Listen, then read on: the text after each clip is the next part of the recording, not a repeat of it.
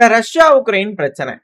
பேசுறேன், பேசுறேன்னு பேசிக்கிறாய்ங்களே ஒண்ணு கூடி, ஒண்ணு கூடி. என்னதான் சொல்றாங்க அப்படிங்கிறத, ஏதாச்சும் ஒண்ணு யாராச்சும் ஒண்ணு ஏதாவது சொல்லுவாங்களா? அப்படிங்கிறது போல நம்ம எல்லாத்தோட இன்ஃபர்மேஷனையும் போய் தேடி தேடி பார்த்துட்டு இருக்கும்போது, கிடைக்கக்கூடிய சில வினோதமான செய்திகள். நீங்களே இத பாருங்க. உங்களுக்கு என்ன தோணுது அப்படிங்கிறத சொல்லுங்க. கொஞ்சம் வினோதமா தான் இருக்கும். பட் இருந்தாலும் யோசிச்சு பாருங்க. முதல்ல உக்ரைனோட அதிபரான ஜெலன்ஸ்கி அவர்கள். அதாவது அவரோட ஸ்டேட்மெண்ட் என்ன சொல்றாருன்னா, அதாவது இது சஃபிஷியன்ட்ன்னு சொல்ல முடியாதுங்க. அதாவது இன்சஃபிஷியன்ட்டுங்க. மீட்டிங் நடந்து பேசிட்டே இருக்கிறதுல கொஞ்சம் பத்துற மாரி தெரியல. அதனால லீடர்ஸ்லாம் பேசிக்கிட்டா நல்லாருக்கும். புட்டின் அவர்கள்கிட்ட டைரக்ட்டா பேசணும் அப்படின்னு சொல்லியிருந்தார் இல்லையா? அதாவது மீட்டிங்கிறது எப்படி இருக்கணும்னா, இந்த பிப்ரவரி மாசத்திலேயே அடுத்தடுத்த கட்ட மீட்டிங் இருக்கணும். சீக்கிரமா. அதுவும் யூரோப்பியன் நாடுகள் கொஞ்சம் பார்ட்டிசிபேட் பண்ணாங்கன்னா சுலபமா இருக்கும். அப்பதான் கொஞ்சம் சஃபிஷியன்ட்டா இருக்கும் அப்படிங்கிறது போல அவர் தரப்புல இப்ப பேச்சுவார்த்தைகள்லாம் கொஞ்சம் எதுவும் ஒத்து வர மாரி தெரியல போல இருக்கே! அப்படிங்கிற போல சமிகைகள் ஜெலன்ஸ்கி அவங்க தரப்புலருந்து தராரா? ஸோ இத வந்து பார்த்தீங்கன்னா, ஒயிட் ஹவுஸ்ல வெள்ளை மாளிகையில கேட்கும்போது, அவங்க என்ன சொல்றாங்க அப்படின்னா, அதாவது சிக்னிஃபிகன்ட்டான ப்ராசஸ் இரு தரப்புலயும் நடந்துகிட்டு இருக்கு. என்ன பேசுறீங்க? எல்லாம் நல்லா பேச்சுவார்த்தைகள் சூப்பரா நடக்குது. ஜெனீவால நடக்கக்கூடிய பேச்சுவார்த்தைகள் அருமை. அப்படிங்கிறதுல கெரோனில லெவிட்டேட் அவர்கள் வந்து பார்த்தீங்கன்னா, நெறைய அடுத்தடுத்த கட்ட வளர்ச்சி நோக்கி போயிட்டு இருக்குங்க. அடுத்தடுத்த ரவுண்டு மீட்டிங் வந்து பார்த்தீங்கன்னா, நடக்கும் அப்படிங்கிறது போல அவங்க தரப்புல சொல்றாங்க. ஜெலன்ஸ்கி அவர்கள் எப்பவும் போல நைட் ஒரு மாரி, பகல் ஒரு மாரி பேசுவாரு. சரி ஓகே. அப்படின்னு சொல்லி யோசிச்சோம்னா, அமெரிக்காவோட ஸ்போக் வுமன் இவங்க இப்படி சொல்றாங்க, வெள்ளை மாளிகை. ஆனா, அமெரிக்காவோட நேட்டோக்குன்னு அலோகேட் பண்ணியிருக்கக்கூடிய அம்பாசடர் இருக்கிறார் இல்லையா? அவரு தரப்புலருந்து என்ன சொல்றாருன்னா, அமெரிக்காவான எங்களுக்கு ரஷ்யா உண்மையாலுமே இந்த பிரச்சனைய முடிக்கிறதுக்காகத்தான் ஆ நெனைக்கிறாங்களா? அதான் பேச்சுவார்த்தை பண்றாங்களான்றதே டவுட்டா தான் இருக்கு. ஏன்னா, எங்களோட தலைவரான டொனால்டு ட்ரம்ப் அவர்கள் அதிகப்படியான டிப்ளமேட்டிக் எஃபர்ட்ஸ போடுறாரு. இந்த போர முடிவுக்கு கொண்டு வரது. ஆனா, இருதரப்புலயும் ஒப்பந்தங்கள முடிவெடுக்க வைக்கிறதுங்கிறது கொஞ்சம் டிஃபிகல்ட் போல தான் தெரியுது. பேச்சுவார்த்தைகள் அப்படிங்கவுள்ள நேட்டோவோட அம்பாசிடர் மேத்யூ வித்டேக்கர் அவர்கள் வந்து பண்ண சொல்லியிருக்கிறாரு. இதுல மிக முக்கியமான பிரச்சனை எதுவா இருக்குன்னா, டெரிட்டரி நிலம் தான் பிரச்சனையா இருக்கு. இந்த டான்பாஸ் பகுதி சிக்கலா இருக்கு அப்படிங்கறது இவர் தரப்புன்னு சொல்றாரு. இவர் சொல்றது கொஞ்சம் நியாயமா இருக்கிற மாரி இருக்கு. பட் இருந்தாலும் அமெரிக்க தரப்புல கொஞ்சம் கான்ட்ராரியா இருக்கே! அப்படிங்கிற கேள்விகள் இருக்கு. அது மட்டும் இல்லாம அமெரிக்காவோட மீடியாக்கள் அவங்க என்ன சொல்றாங்கன்னு கேட்டீங்கன்னா, உக்ரைன் இருக்கிறாங்க இல்லையா? இந்த பேச்சுவார்த்தைக்கு அப்புறம் கொஞ்சம் ஆலோசனையில இருக்காங்களாம். அதாவது ரஷ்யா வந்து பார்த்தீங்கன்னா, கண்ட்ரோல் பண்றதுக்கு விட்டுறலாமா? டான்பாஸ் பகுதி, இந்த டொனெஸ்க் பகுதிகள்லாம் இன்னும் கொஞ்சம் நம்ம கட்டுப்பாட்டுக்குள்ள இருக்கலாம்.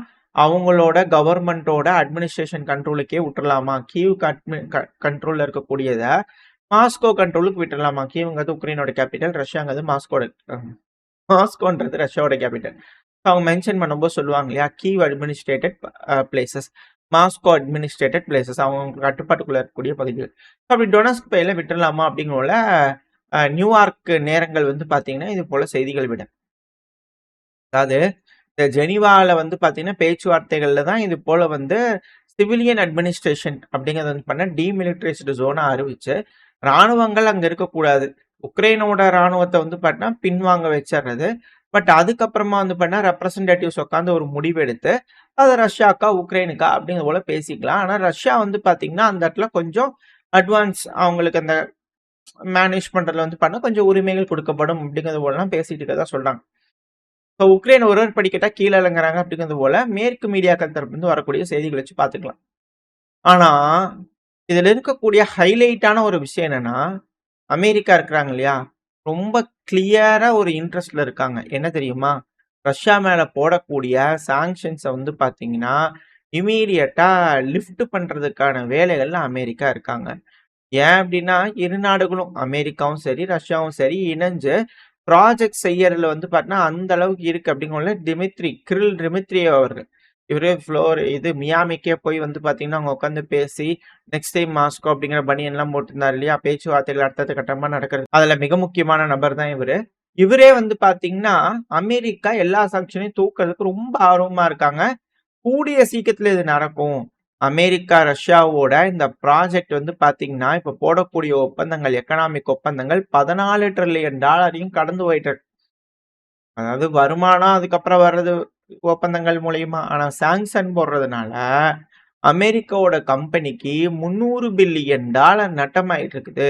ஸோ அதனால அமெரிக்கா ரொம்ப வேகமா இந்த சாங்ஷன்ஸ்லாம் ரிமூவ் பண்ணணும். இது அமெரிக்காவோட ஓன் இன்ட்ரெஸ்ட்டுக்காக அது இத செய்யறதுக்கு ரொம்ப ஆர்வமா இருக்காங்க அப்படிங்கிறது போல, ரஷ்யாவோட கிரில் டிமித்ரி அவர்கள் வந்து பார்த்தீங்கன்னா, அவரு தரப்புல இருந்து சொல்ல.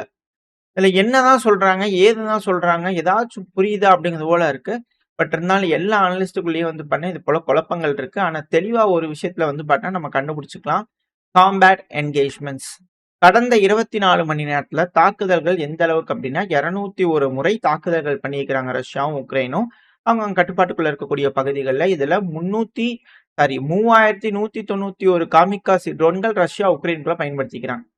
களத்துல மட்டுமே 3000க்கும் மேல 3100க்கும் மேல ட்ரோன்கள் வந்து பார்த்தீங்கன்னா, களத்துல பயன்படுத்தியிருக்கிறாங்க. 51 ஏர் ஸ்ட்ரைக், 156 கைடட் குண்டுகள். இப்ப கொஞ்சம் கம்மியான மாரி தெரியுதுல்ல. 2 நாளைக்கு முன்னாடி ஒரு புது ரெக்கார்டு பண்ணியிருந்தாங்க. ஒரே நாள்ல 200 கைடு குண்டுகள் போட்டிருந்தாங்க. 4574 ட்ரோன்கள் வந்து பார்த்தீங்கன்னா, தாக்குதலுக்கு யூஸ் பண்ணியிருந்தாங்க. எப்போ? பிப்ரவரி 16. அத 17ஆம் தேதி தருவாங்க. இப்ப வந்து பார்த்தீங்கன்னா, 18ஆம் தேதி நடக்கக்கூடிய விஷயங்கள். கடந்த 24 மணி நேரம். ஸோ அத வந்து 19ஆம் தேதி தருவாங்க.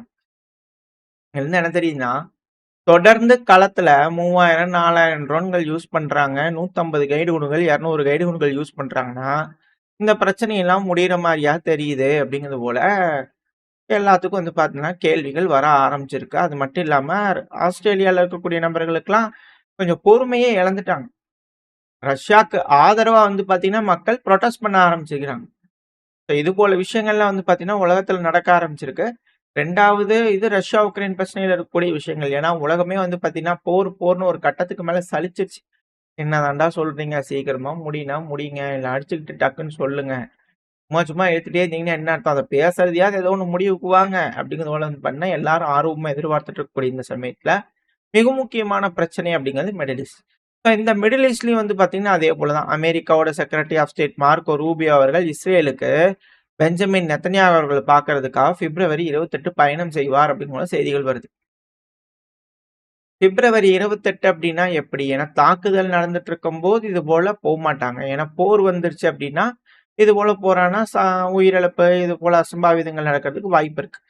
ஸோ அதுபோல சூழ்நிலை இருக்கிறனால பிப்ரவரி 28 வரைக்கும் நம்ம போன பதிவுல சொல்லியிருந்தோம் இல்லையா? மார்ச் 20ன்னு. ஒரு வேளை இருக்குமோ? அப்படின்ற கேள்விகள் இருக்கு. அந்த டைம்ல தான் ஸ்டார்ட் பண்ணுவாங்களோன்ட்டு. ஸோ பிப்ரவரி 28 வந்து பார்த்தீங்கன்னா, அவரு போறாருன்னா, அதுக்கப்புறம் தான் மேபி போர்கள் நடக்கிறதுக்கு வாய்ப்பு இருக்கு அப்படிங்கிற பல அனலிஸ்ட்களோட கருத்துக்கள். ஒரு வேளை போறாரு அப்படின்னா. ஆரம்பிச்சிருச்சு அதுக்கு முன்னாடி அப்படிங்கிறதுனால, நாங்க ஒத்தி வைக்கிறோம்னு கூட சொல்லிக்கலாம். அது என்ன ஏதுங்கிறது தெரியல. காலம் தான் பதில் சொல்லும். இப்ப மெயினான விஷயம் என்னன்னா, இதெல்லாம் ஒரு சைடு டிப்ளமேட்டிக் டாக்ஸ் இதெல்லாம் ஒரு சைடு போயிட்டு இருந்தாலும், அமெரிக்காவோட ட்ரோன்கள் MQ-4C ட்வின் ட்ரோன் இருக்கு இல்லையா? அது தொடர்ந்து வந்து பார்த்தீங்கன்னா, இந்த UAE ஏர்பேஸுக்கும், ஜோர்டன் ஏர்பேஸ் அந்த வழியிலலாம் வந்து பார்த்தீங்கன்னா, உளவு தகவல்கள் எடுத்துக்கிட்டே இருக்கு. எதுக்கு? ஈரான். ஸோ இது போல விஷயங்கள் அந்த சைடுல தொடர்ந்து நடந்துகிட்டு தான் இருக்கு. ஸோ இதுல வால் ஸ்ட்ரீட் அ குட்டிச்சுவர் இருக்கும் இல்லையா? ஸோ அவங்க வந்து பார்த்தீங்கன்னா, செவுரு வீதி. ஸோ அவங்க வந்து பார்த்தீங்கன்னா, என்ன மாரியான தகவல்கள் குடுக்குறாங்க அப்டின்னா, அமெரிக்காவோட ட்ரூப்ஸ் இருக்கு இல்லையா? சிரியால ஆயிரக்கணக்கான ட்ரூப்ஸ். ஸோ அவங்க மொத்தமா வந்து பார்த்தீங்கன்னா, வித்ட்ரா பண்ண போறாங்க. ஏன்னா, இப்ப சிரியாவோட ஆளுகின்ற அரசாங்கமே எல்லா வேலையும் சரியா செஞ்சுகிட்டு இருக்காங்க. ஸோ அமெரிக்காவான நம்ம அங்க இருக்கணுன்ற தேவையில்ல. அதனால நம்ம கம்ப்ளீட்டா வித்ட்ரா பண்ணிக்கலாம் அப்டிங்கிறது போல சிரியாலேருந்து வித்ட்ரா பண்றாங்க. 2வது ஒரு மிக முக்கியமான காரணமா சொல்லப்படுறது அமெரிக்காக்கு, இது போல மிடில் ஈஸ்ட் இருக்கக்கூடிய பல நாடுகள்லயும் அவங்களோட ஆளுமை செலுத்தியிருக்காங்க. ட்ரூப்ஸ் இருக்காங்க. இப்ப எல்லா பகுதியிலயும் தாக்குதல் பண்றாங்கன்னா, இழப்புகள் அதிகப்படியா ஏற்படும். எல்லா இடத்துலயும் வந்து பார்த்தீங்கன்னா, வீரர்கள வச்சுட்டு இருக்க முடியாது. ஸோ அதனால எல்லா பக்கத்துலருந்து பின்வாங்கிட்டு, பர்ட்டிகுலரா ஒரு இடத்துல இருந்து எல்லா ட்ரூப்ஸ சேவ் பண்ணிட்டு, மத்த ஆளுங்கள எல்லாத்தையும் வந்து பார்த்தீங்கன்னா, சேஃபா பத்திரமான இடத்துல வச்சுட்டாங்க அப்டின்னா, இந்த ஈரான், அமெரிக்காவோட போர் முடிஞ்சதுக்கு அப்புறமா எல்லாத்தையும் டிப்ளாய் பண்ணிக்கலாம் அப்படிங்கிற யோசனையில இருக்கிறாங்களான்னு தெரியல.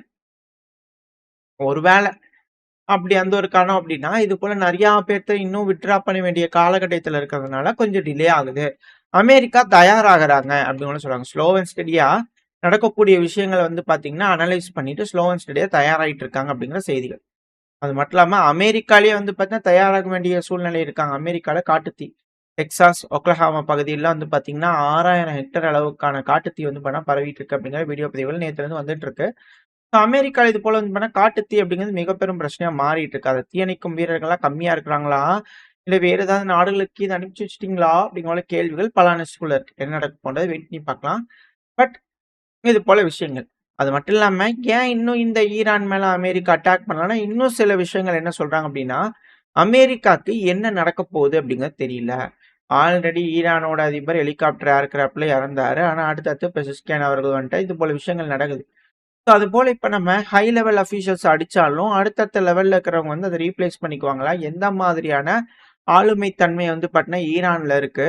நம்ம தலைமைய எலிமினேட் பண்ணாலும் அவங்க ஆட்சி கவிழ்ந்துருமா? இல்ல மக்கள் வெகுண்டெழுவாங்களா? இல்ல அது அப்படியே நடந்துகிட்டே இருக்குமா? அப்படிங்கிற சந்தேகத்துல இருக்கிறனால தான் லேட் ஆகுது அப்படிங்கிறது போல பல அனலிஸ்ட்களோட கருத்துக்கள். வெயிட் பண்ணி பார்ப்போம். என்ன நடக்க போகுது? ஏது நடக்க போகுதுன்னு பேச்சுவார்த்தைங்கிறாங்க. பேச்சுவார்த்தையில எல்லாம் முடிச்சுட்டாங்கன்னா பரவால்ல. அப்படி இல்லன்னா 3ஆம் உலகப் போர் நம்மளோட டோர் ஸ்டெப்ல இருக்கு அப்படிங்கிற மாற்று கருத்து இல்ல. அதுபோல எதுவும் இல்லாம பேசிக்குவாங்கன்ற நம்பிக்கையில இந்த பையனா முடிச்சுக்கலாம். இந்த பதிவு எப்படி இருந்துச்சு உங்களுக்கு பிடிச்சிருக்கா? பிடிச்சுனா லைக் பண்ணிட்டு உங்க ஃப்ரெண்ட்ஸ் நம்மள ஷேர் பண்ணிக்கோங்க. அது கூடவே மறக்காம நம்ம சேனல் ஒண்ணு சப்ஸ்கிரைப் பண்ணலாம். மறக்காம சப்ஸ்கிரைப் பண்ணிக்கோங்க. அப்பதான் நம்ம போடக்கூடிய வீடியோக்கள வந்து யூடியூப் 4 பேத்துக்கு ப்ரமோட் பண்ணும். உங்களோட அன்பு ஆதரவு எனக்கு எப்ப இருக்குன்ற நம்பிக்கையில இந்த பையனா முடிச்சுக்கலாம். இந்த பதிவு நல்லா இருக்கும்னு நம்பிக்கையில அடுத்த பதிவுல உங்கள சந்திக்கிறேன். வரைக்கும் ஸ்டே சேஃப். Bye bye.